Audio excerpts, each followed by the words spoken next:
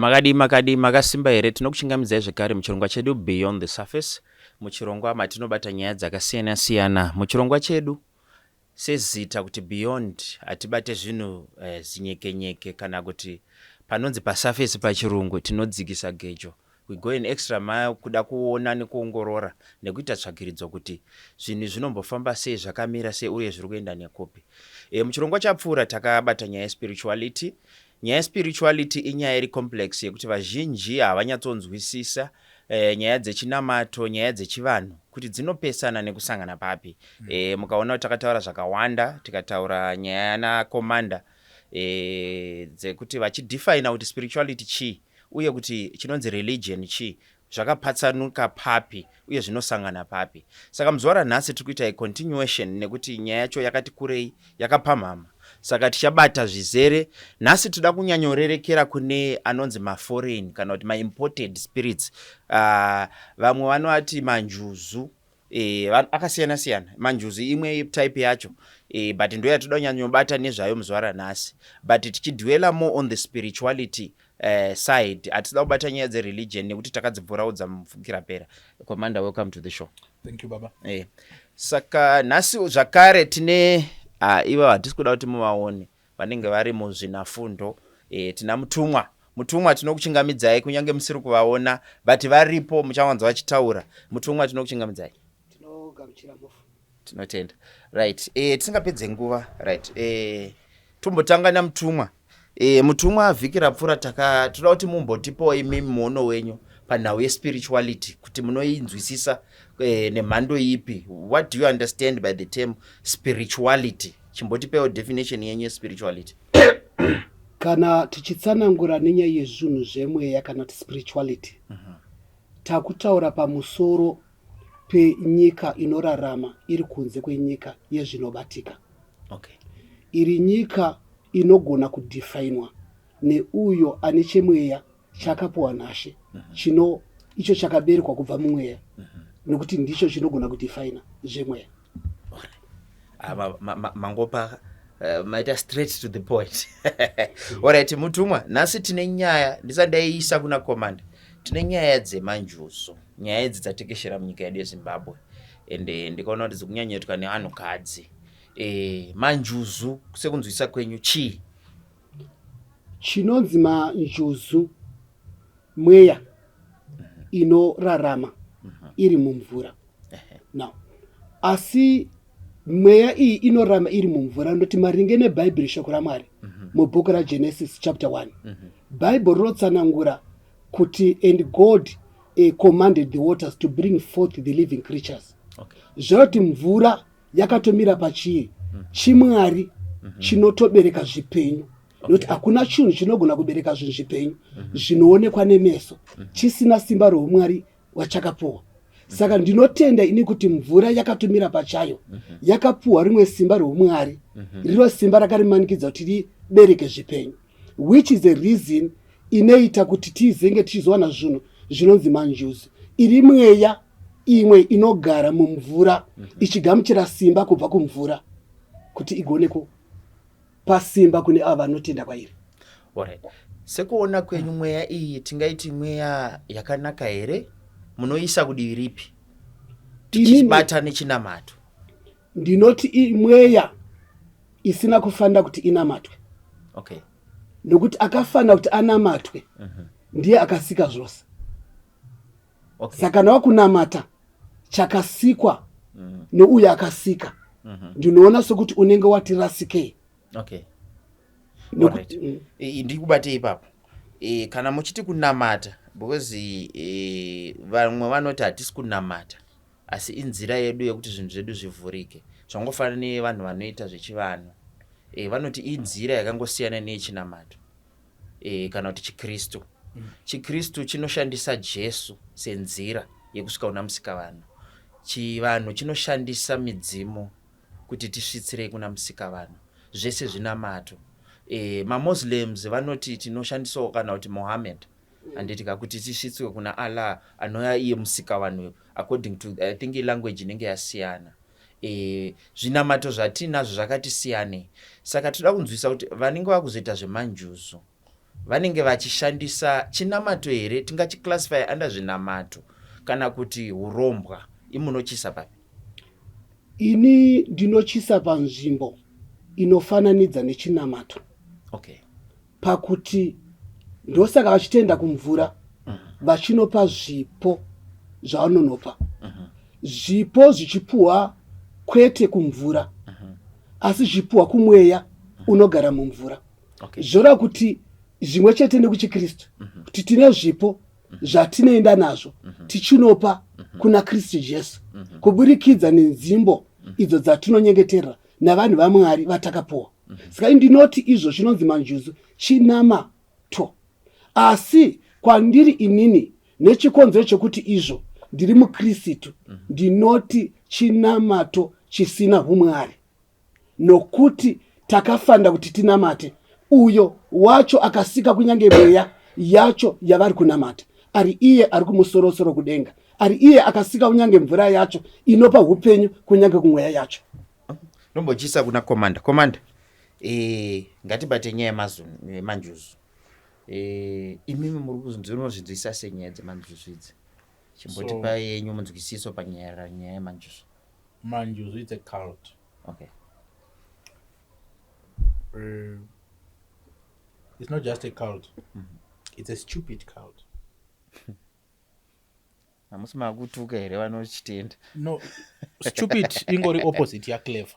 Okay. Clever zvinoreva kuti kungwara. Stupid zvinoreva kuti kupusa. Because baba kana iwewe uchitora keke wonorisa kumvura, uchitora masweets wonaisa kumvura, mabiscuits wonaisa kumvura, mastrawberry lips wonaisa kupi kumvura, rice wonomwaya mumvura, uchiti iwewe uri kuapisa mwari wako. To me, that God is a stupid God. Okay. So if you are worshipping a stupid God, automatically you are stupid. Okay. Kupusa. Number one. Number two. Chinokuradzai kuti chitendero chemanjuzu chakapusha nchekuti achina origin. Achina temple. Ma-Muslim ane ma-mosque. If I'm not mistaken, inonzi mosque ndizvo.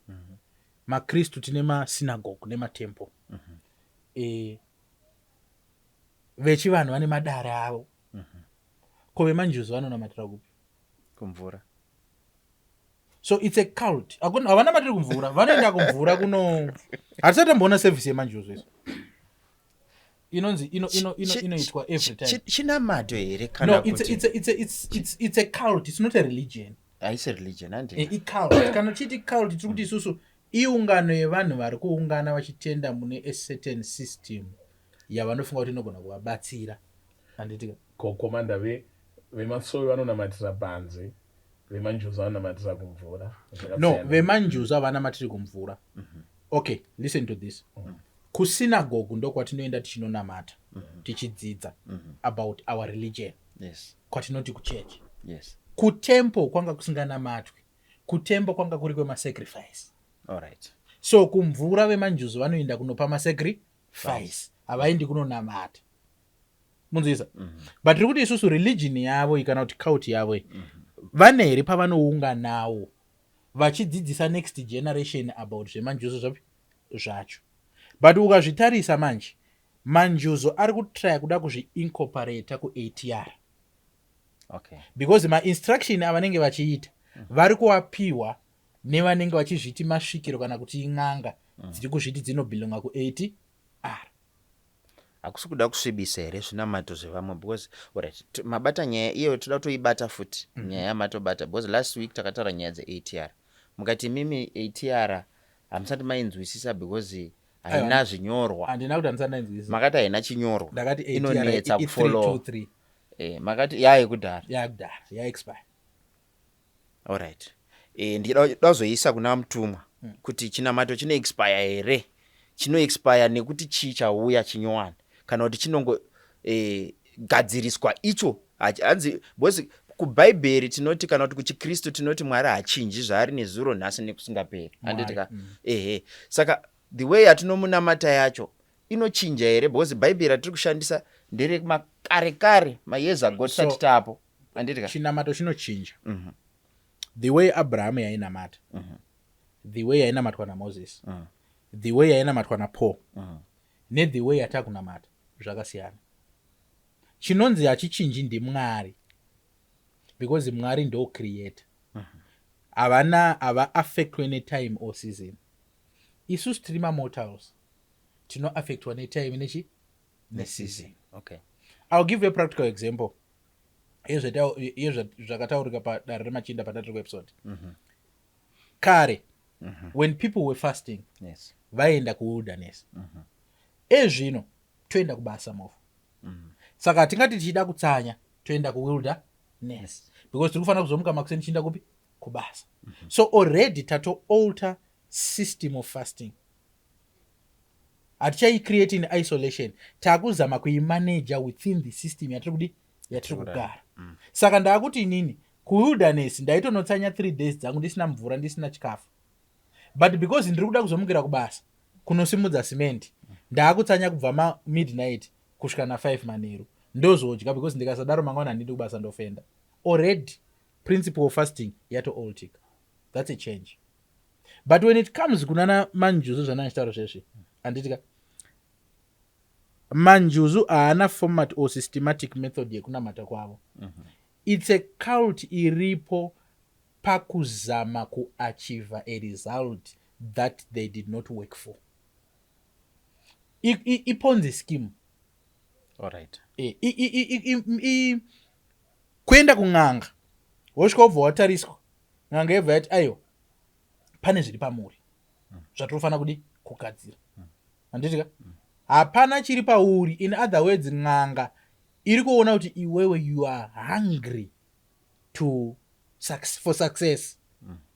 But success yacho hauna will kana ability yekuishandira nekufollowa the right channels kuti itike. So anoita sei ndo paakuenda newe kumvura sekutaura kwaita mutumwa kuti mvura iyo pachayo ine simba.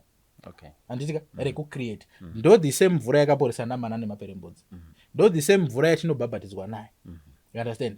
Saka ng'anga dzakatsveruka kana kuti dzinorombesa dziya dzakafanana nedzimwe dzotoona dzichiadvertisa kuti yendo sorombesa ndopazvikwambo ndo dzinobva dzaenda newe kumvura. Handitika dzonosamona mweya imwe yakasviba yakaratswa kuti vanhu vakafira mumvura kuti uchiuya pauri wogara pauri iwewe wochishanda sekukuassista to achieve zvauroda kudi kuachieve at a cost, at an expense. Ndo pavasiri kuudzwa manje ipapo kuti iwewe unogona kugara zvakanaka nhasi but vana vako vacharega kuroorwa, vana vako vachatadza kuita vana vako vachaita marombe. Why? Because mweya iwowo haukushandiri mahara, wainvitwa at an expense. Ndobva watanga kushandiswa panani pauri because iwewe. So in conclusion in the simplest thing manjuzu kuromba. Alright. Manjuzu kurombwa. Mutumwa ndoidzosa kwamuri zvakare. Maona pataurwa nyaya ndambovabvunza hangu ndichitange ndatitsauke panyaya yemanjuzu ndikavabvunza nyaya yekuti vati ATR 323 ndoda kumbonzwawo mumafungiro enyu panhau yeATR nechristianity munozvikonekta sei? Regai nditange ndekubata pabatwa nyaya yekuti chitendero chinochinja. Right. Mukuona kwangu mukutsanangura kwavari kuita ndinoona sekuti chitendero chinoita sechinoprogresa zvichienderana nekuzarurirwa kuzara kuita mweya mutsvene panguva yamukurarama. Nokuti Jesu kunyange akatipa the logos, the written book, akuenda anobva kuti ndichakusirai mweya munyaradzi achakudzidzisai chii. Now sokutsanangura kwavaita kuti if you go back in the book of Genesis, Exodus, Leviticus, munoona kuti pane nguva vanhu yakatomurarama vachigavhenwa nemalaws akaunzwa naMoses ari maMosaic laws. Ndobva pafamba thousands of years Jesu achizouya anobva azoti izvo anditi ndakukupai murayiro mukuru uri the great commandment unoti ida Jehovha Mwari wako sokuzvida nemwoyo wako wese. Obva ati murayiro yese yapinzwa murayiro zvoita sezvadzima murayiro yaMozisi iyo yaiti yakavhunwa munhu aifanira kubva atakwa nemabwe. with another tiri kuti kudini, ndiri kuti chitendero chinoita chinomuvha sekutsanangura kwari kuita, but mamuvhire acho ari mamuvhire kuti mweya mutsvene ari kuzarira vanhu nzira dzokunamata zvinofambirana nemwaka watiri kufamba, nechikonzo chokuti even the demonic world iri kuprogressa each day. Notakaverenga in the Old Testament zvesatanism zvakanga zvisimezvi, pane nguva yazvakazouya, kunyange namweya mutsvenewo ane zvinhu zvitsva anditi zvaari kuita seari kuprogressa kubva pachitendero chagara chiripo. Okay. Yeah. Alright. Inini pane question yandinayo about zvamatsanangura. It seems kuti mati pane zviri machanges ari kuitika, kungava ku the dark world, kungava kuchinamato chacho chikristu. Chikristu in bracket andirika kuuya kwachakaita muno muAfrica andirika chakauya nemamissionaries. Hapana here room yemanipulation yeBible? Not mu Africa mo. Alright. Mu Zimbabwe chakauya nemamissionary. But mu Africa chagara chachiriko kwete nemadzotorwa namaponga dzese. Because the Ethiopian Bible is one of the oldest Bibles in the rim Africa. Anditika. But sei rakazouya through my Europeans. Amuone here kuti panika manipulation kanogona kakaitika kana kuti imimi sekuona kwenyu hapana here zvinogona kunge zvakaoutwa, because mukatarisa maprinciples ari muBible nemaprinciples echivanhu zvine pazviri kusangana. Even zvakawanda tichanyatsozvibata henyu dictate pane chimwe chirongwa takuweya kuti right kana tichitaura nezvizvi muBhaibheri kuchivanhu vanotaura nezvizvi zvinoita kunge zvine kakuenderana. Hapana here kakubirwa kana kuti kakumanipulatwa kanogona kunge kakaitwa nevakaunza zvisingashatisi kuti chinamato chekristu chiri right, but panogona kunge paine manipulation inogona kunge yakaitika mutsvagiridzo mune vanhu vari kuresponda, because vanhu veETR they responded after last week's episode vachiti isusu the reason why taakudzokera kuchivanhu is because hatina kutrusta kana kuti kuvimba neshoko rakaunzwa nemamissionaries 100%, because tinofila kuti ranga riine agenda. What's your take on that? Ndinoona sokuti kutorasika kwakagara pakuti shoko rakaunzwa nemamissionary. Right, ndokubatai murume ipapo. Regai timbomwa mvura timbozora todzoka pachikamu chinotevera.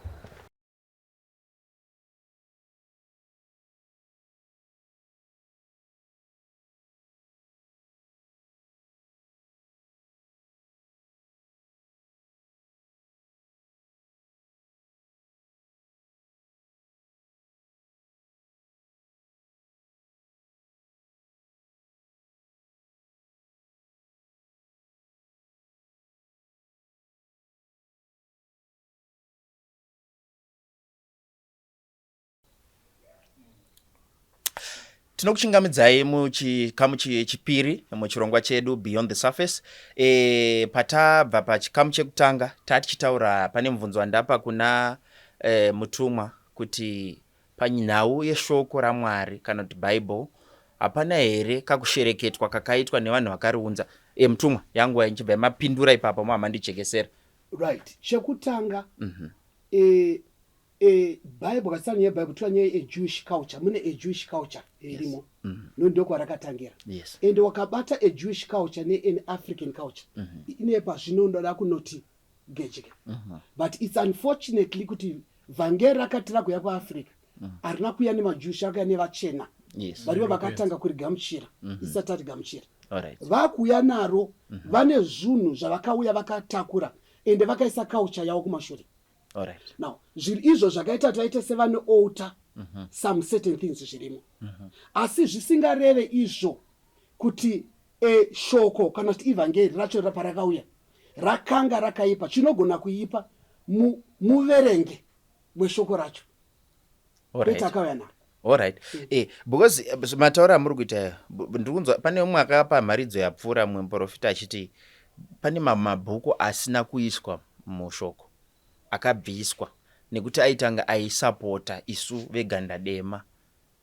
Saka izvozvo ndozvandiri kuvhunzira kuti room yeizvozvo haipo here kuti pane zvinhu like zvimwe zvinhu zvinoitanga zvakatangira ikokoko yeti zvinogona kunge zvakatobva kunoko zvonorungwa ikoko zvozodzoka futi zvamodified zvabviswa zvimwe zvinhu zvekuti isusu as Africans handitika kana kuti alright as Zimbabweans to be specific because ndo matiri kuita kuti zviitange zvinobhenefita vanhu veukoko vaite zvavanoda nesu mentally. Ndanzwa point yenyu commander, ndichadzoka kwamuri. Pane statement ramataura ndoda ndizokubvunzai, ndoda kuti vamutumwa wabva watiadresera nyaya ira kuti hakuna here room yezvinhu zvakadaro. Room iripo kunyange nanhasi zviri ngoitika. Pane mufananidzo vamwe baba vapuwa nakomanda nawo vane zvavari kutobvisa pabhuku ratinaro, obva atotsanangurawo matsanangure ani ake. Saka room iripo kusvika pathis day. Ndosaka tine madifferences panyaya yeevhangeri, nokuti mumwe nemumwe anenge ane pake paari kuda kuti atsike achinodzima pauyu. Why ndiri kudaro zvinhu because kuchikristu kwedu ndakaona kuti kune culture yekuti vanhu tine fear yekuvhunza mubvunzo. It's like chinamato chinoita kakuti shishidzira kuti hazvibvunzwe zvinhu zvechechi hazvibvunzwe. Yet tine madivision. Why tine machechi akawanda? You get it? It's like pane division inenge yakaunzwa. Pane mwaitaura kuti vachena chavasingadi kuti maAfricans aite kuunite.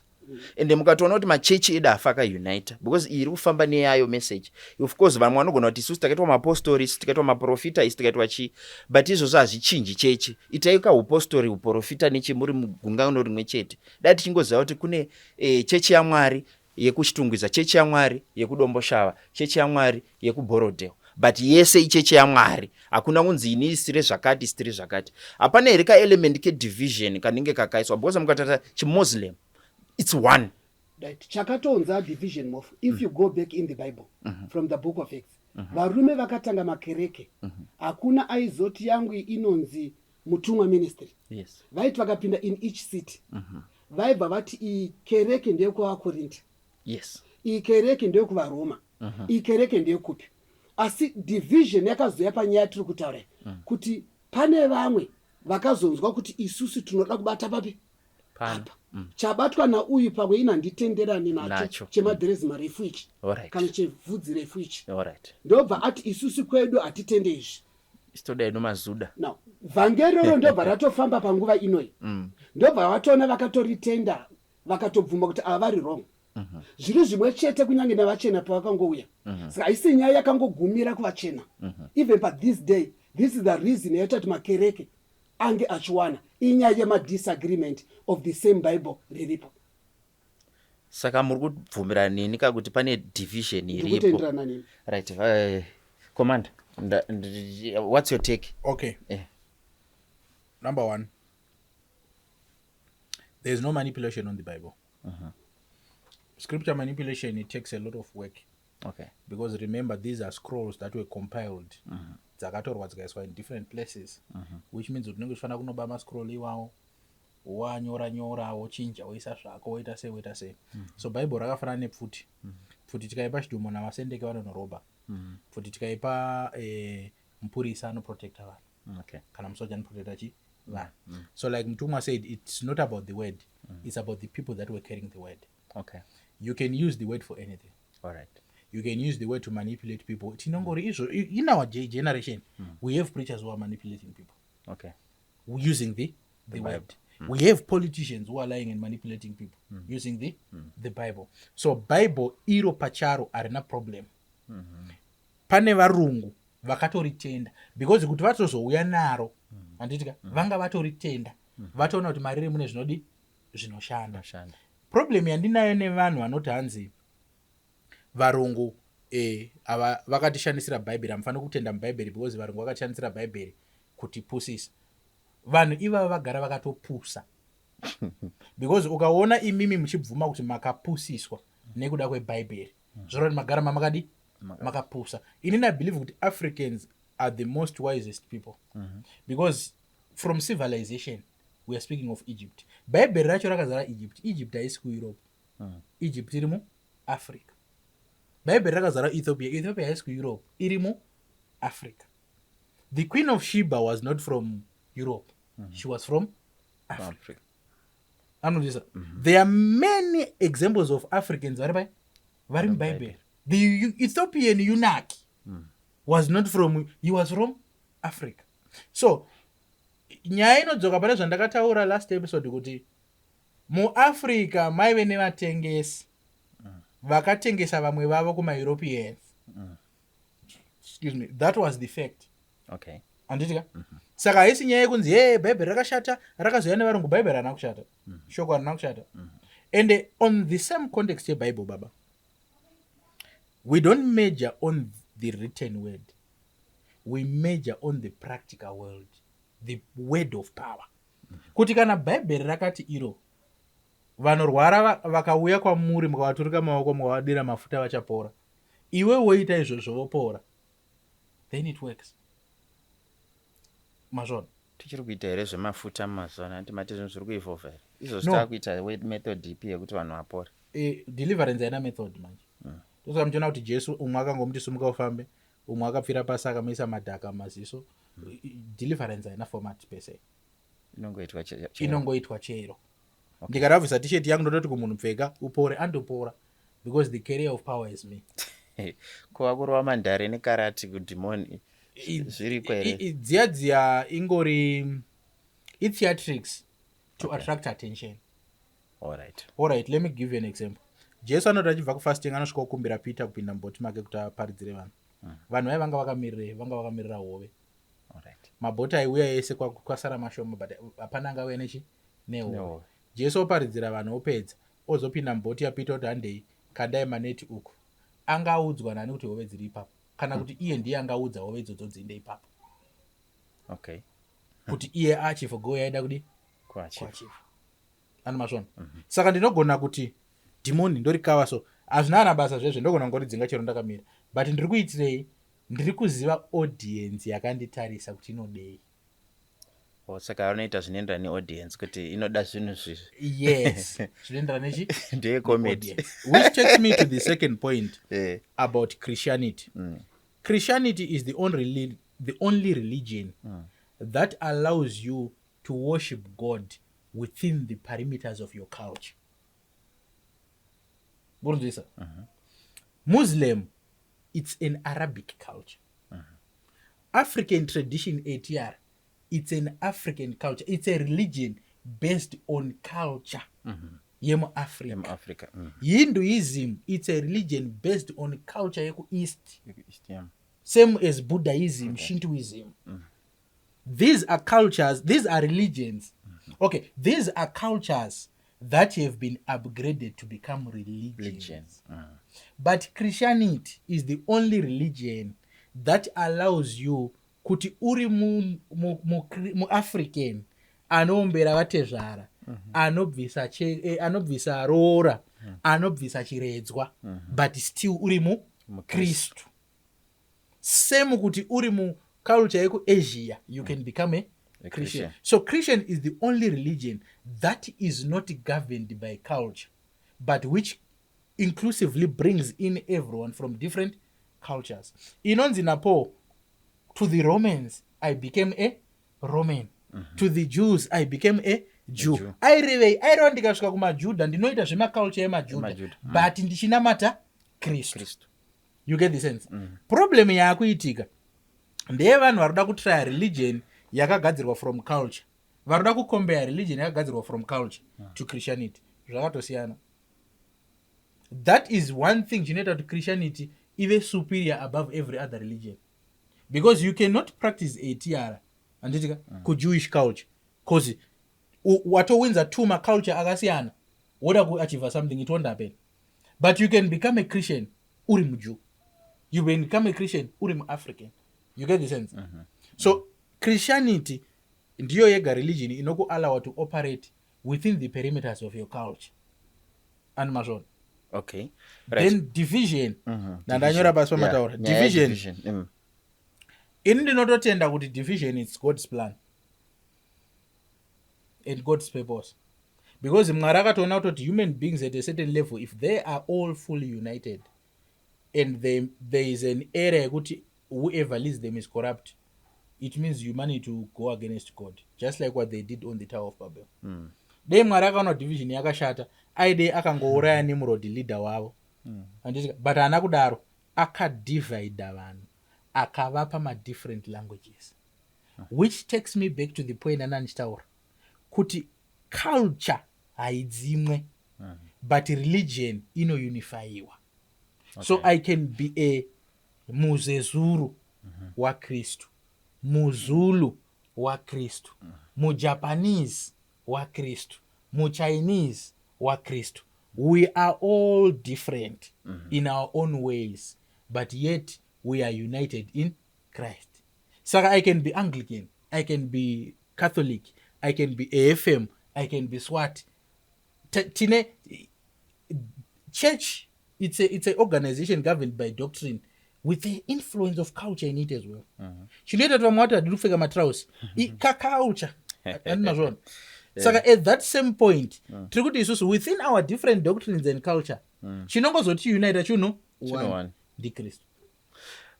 Nyaya yedu yakuti ichidzika I think ndo zvatinoda kuti vanhu vanyatsotsanangura. I think vari kuteerera muri kutizvinzwira uye muri kunzwisisa kuti tiri kubva nekupi tichienda nekupi. Panapa toda kuti tinzwisise nyaya dzechinamato, nyaya dzespirituality. Regai timbonwira mvura tidzoke pachikamu chinoteera.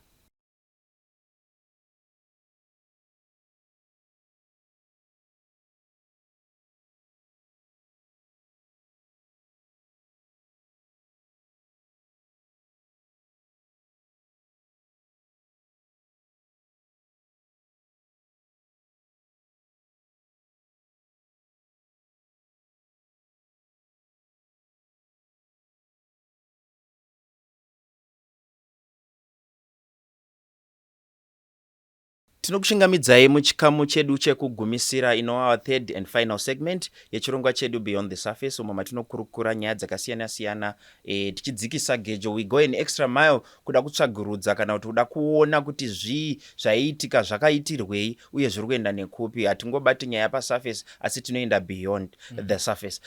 Nyaya yatiri kutaura muzuva ranhasi tichikontinya nenyaya yedu yatakatanga vhikira pfuura spirituality. Nyaya spirituality yabatwa nemaangles akasiyana ende ndo nyaya toda kuti titaure nezvayo muzuva ranhasi tichibatawo futi nemareligion akasiyana-siyana kuti zviri kusangana papi zvichipesana papi. Mutumwa ndiri kuuya kwamuri. Komanda vataura nenyaya yekuti vaexplaina zvese kuti madivision akabva papi kana kuti anouya sei uye zvakanakirei kana kuti zvakaipirei. Vataura nyaya yekuti machechi akasiyana, madoctrine akasiyana. Inini pane mubvunzo wekunzi kusiyana kwemadoctrine uku hakusi kuti vamwe vakutora here chikristu kuchita bhizimisi. Motipindura ipapo. Zviri pakasiyana. Now, ndoda kuti munzwise chimwe chinhu. Makaverenga yoBible. Mwari Peter anoti achitaura iye. Anoti I Peter, an apostle of Jesus Christ, the one who's called to those that have obtained a precious faith like unto I. Minoti Peter achitsanangura kudana kwake. Aitodziva ndakadanwa not kumunhu wese wese, but kune ava vakaobtaina the precious faith yakafa neyanga iri mari. Akanga asina kutenda kweshe kwakafa nemari aitoziva kuti uyu handakumudanirwa. Anditi Paul obva ati iyo anditi ndinogona kusava maapostoli kumaJews asi ndiri maapostoli kwamuri magentile, not the evidence yoapostoli rangu ndimi. Now zvichireva kuti izvo Mwari vachidana munhu mumwe nemumwe vanogona kukudana vokupa a certain message yaunofanira kudwela mairi so much as a man of God. That's why John the Baptist paakauya haana kuparidza vhangeri rese rese, akaparidza baptism nerepentance. Jesu achiuya haana kuparidza vhangeri rese rese, akanya kudwela pamusoro pekingdom nerepentance. So each of us Mwari vachitidana vanotipa a certain assignment yaanokupa ine message yayakatakura. Iri iyo a message inogona kuzodefina izvo anditi zvamunonyanya kuita paungano yenyu zvakafa nemudispensation atiri noi. Takabata munhu akaita sana Pastor Chris anozivikanwa nekupadza born again nefaith. Takabata vanhu akaita sana Prophet Makandiwa vanozivikanwa neprosperity. Katakabata vanhu akaita sana TB Joshua aiziva nekuparidza love. Asi zvisingareve kuti izvo anditi vari kuparidza prosperity nemwe dzavari wrong. Inyaya kuti dzimwe dzenguva Mwari vanogona vakatidana vakatipa kudana kwakasiyana siyana ukunonangana neboka rimwe nerimwe ravakakudana kuti uende kunobata iwewe nekuti nyika yakakura. Ndopa paine mubvunzo wangu. Mataura imimi kuti munhu wese akapiwa field yaari kuti afambe neiyoyo. Mumati vamwe vanofamba nekingdom nesalvation, vamwe vanofamba nezvakasiyana. Hazvizoiti here kuti inini kana ndichipinda kwapastor Chris wamataura ivavo ndiri kubata vhangeri rekingdom nechii, but pane rimwe randisiri kuwana riri kuparidzwa kumaanglican kana kuti kumethodist. Handimo kutoona the division iripo. Ini ndasimbira kunyaya yekingdom nenyaya yeprosperity because ndo inoparidzwa kuchechi kwangu. Ko rimwe message iyo, nekuti message yacho yese iri kudiwa kuti iwe chinhu one, kuti munhu akwanise kuita sei kuponeswa. Saka zvinozofamba sei, how do you then unite the different denominations to become one and to have one message, and which message is important amongst all the messages that you have mentioned? Now kana tichitara pamusoro one message, tikutara pamusoro paKristu Jesu, kuti ndiyo message imwe chete. Asi muna Kristu Jesu imomo anditi mune mapoka anditi ezvunhu zvinofana kuadresa muupenyu hwavanhu, asi zvose zvichiadresa zvakadwela pana Kristu Jesu. Now payamataurai Mwari vachisika munhu mumwe nemumwe vakakusika in a way iri unique kubva kune mumwe munhu. Okay. Nemanidzi edu paspirituality unoti takatosikwa tichita kunge unge ane a certain need iri so much inodwela kuma issues anechekuita nefaith, but nhamo inozovapo now uyo maybe akadesignwa in a way yokuti anoda vhangeri deliverance rokwamagaya obva anzwa kuti amagaya ndivadonda kweruzha rwawo, ndinoda kereke yakati dzikamire yefaith.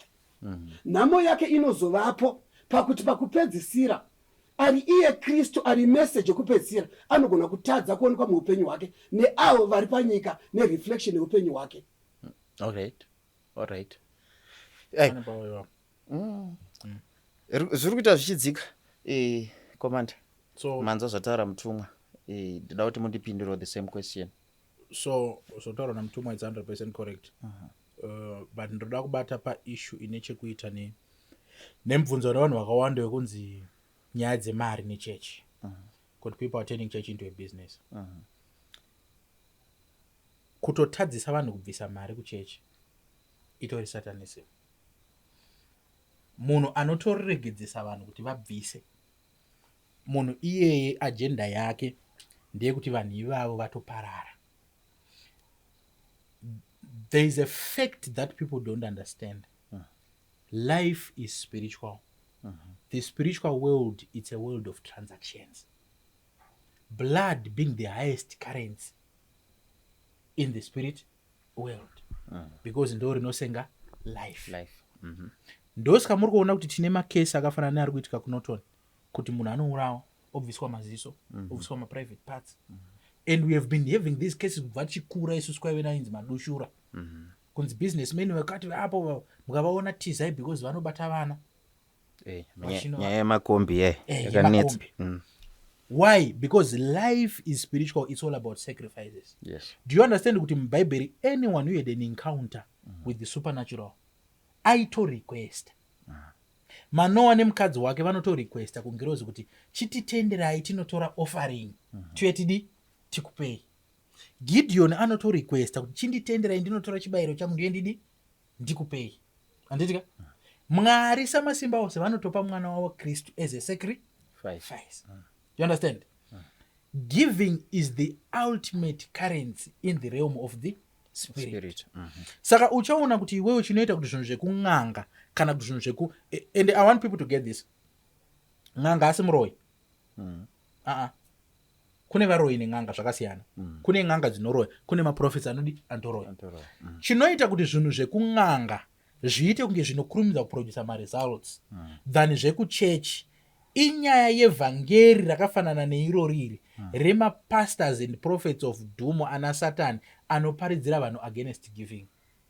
Saka kung'anga manje hakuitwi zvese zvakawanda. Unongosvika kung'anga wotaura zvauri kuda, asekuru vokudza kuti panoda mombe 2 muzukuru, panoda mombe nhema netsvuku, panoda jongwe rakati. Ukatarisa kung'anga hakuna ngano, it's all about transactions. Yeah. But these same transactions now, when they are brought to church, it's a taboo. Church is a business. Church is a business. Church is an institute, facilitator the divine, the divine to meet with the physical. Solomon achivaka temple, he gave countless offerings. Yes. Temple yacho mukaitarisa handitika yaive ne12 gates. 12 gates dzanga dzikadesignwa in a way inoenderana nelevel of offering yaunogona kupa. Pane gate rainzi the beautiful gate, ndo gate rakasimudzwa Chirema naPeter. Gate riya reason why Chirema chakanogariswa pagedhi rechechi ndo gedhi raipinda nemhene mbinga. Ende munozera kuti imimi mutembo wanga usingabhadhari offering, wanga usingabvisi offering wamukati, waibvisa offering pagedhi, ende yaitove nestipulated fee kana usina wanga usingapindi. Jesu akatorambidza kupinda asina kubvisa temple tax. Kozoita gedhi rainzi the eye of a needle, rinonzi nevanhu it's easy for a rich, and it's difficult for a rich man to enter heaven than for a camel to enter through the eye of a needle. Tinotondakidza panyaya nchekuti murombo anatomboverenga panyaya atoripo but zvairehwa manje eye of a needle kakari kagedhi kadiki kakadai so. Saka ngamere yakareba ende ine mabulge ari pamusana. It was difficult to tuipushe kuti ipinde nepa eye of a needle. Eye of a needle ndo gedhi raipinda nevarombo. Alright. Vaivanzi arepo here murombo pakati penyu ngaanobata njiva auye apemba mwani maMwari. Munozora bhaibheri rinoti Moses kana vanhu vaakupa udza varombo vape chiyero chakadarika vapfumi kuitira kuti vabate chiyero chevapfumi. Okay. So this gospel rekuti vanhu vasabvisa mari mumachechi ivhangeri handitika rekuita kuti vanhu varohwe nemagenerational case nemaaltars ekudzinza kwavo, because kudzinza kwavo kune vanhu vanenge vachichekeresa, kune vanhu vari kubvisa mari kun'anga, kune vanhu vari kubvisa mombe kun'anga, mumakwai kun'anga. Iwo ngonzi aiwa haufaniri kupa anything chingotaura. And you know the funniest thing, machurches akaita mbiri yekunzi anotora mari, ukatarisa vanhu variko life dzavo dzakatochinja. Umwe woti aiwa kupostori hakubviswe mari, kupostori kunobviswa mari baba. Ukatarisa mapostori abude mumabhazi, nhasi vari kwakati, nhasi vari kwakati, imari dziri kutobviswa. Ukatarisa mapostori abude mumakomo, kuti vatoenda kugomo inchi imari dziri kutobviswa. So money should be given. Okay, let's not say money, people should give. If ever uri kuda kuti iwewe pave nemaspiritual transaction anoitika ababa buditsa mari unotoburitsa tinganyeperana. And do you know why money mazwana? Because you are in a modern world. Hapana patingadhonzana nemombe, hapana patingadhonzana nemakwai. So everything is now monetary. That's powerful. Commander rutaura nyaya yegiving, vabva ngobata nyaya dzakasiyana siyana. Commander, tauda unosvika kupindira chirongwa chedu. Ndoda kuti mubva matipa your last words nsanaenda kuna mutumwa. Tabata nyaya dzakasiyana, tabata dzemanjuzu, tikabata nyaya dzechikristu tichirelata nemama-religion, tikazongopindawo tichipinda muchikristu chacho nenyaya dzegiving dzamaisa. Zvese toda kungobata pa the aspect yespirituality, because the spirit world mati mune matransactions. Saka tabata zvinhu zvese zvinoitika mu the spirit world.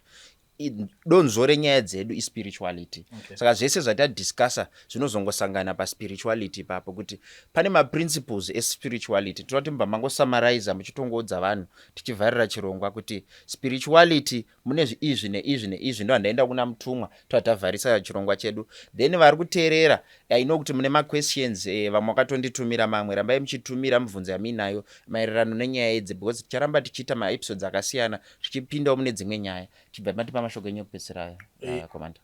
Bhaibheri rinoti Kristu anoti uyai mutenge nemutengo wakachipa chero musina mari.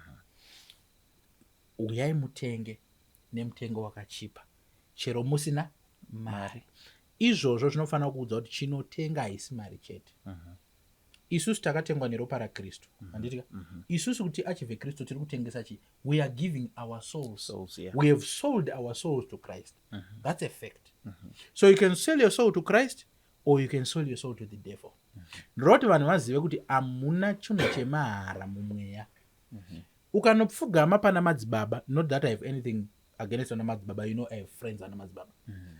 Ukanopfugama pana madzibaba asina chaanokubvisisa chepanyama, ziva kuti transaction yatoitika, but pane chemweya chadi chaenda. Same nepang'anga. Wese vanhu vekumanjuzu, they have no idea that they are selling their souls. They are selling their destinies to evil water spirits. So I want people to understand kuti whenever you are in the presence of any spiritual man or woman, it's a place of transactions anenge achitoitika. Though also I want people to be careful as well, because mabogas futadi awanda saka vamwe munozongodyirwa mari pasina futi zvinoitika. Alright, muchipedzera ipapa pane mubvunzo wandasina kuvhunza muchibva mavharira issue yekubiwa kwezvipo tirakuzoibata yakazvimiririra. That's a deep one. Issue yekubiwa kwezvipo tira kuidiscussa iri yega. I think inoda nguva yakati rebei. Mutumwa mashoko enyu ekupedzisira chivharira chirongwa. Right, ndinoti issue yespirituality yakagara panyaya yegiving. That's why even Mwari pachawo pakupedzisira Bible rovati and for God so loved the world that he give. Now even takaenda kumanjuzu makaverenga yo Bible rinotsanangura even nyaya yemanjuzi inenge mvura pamazuva a Moses.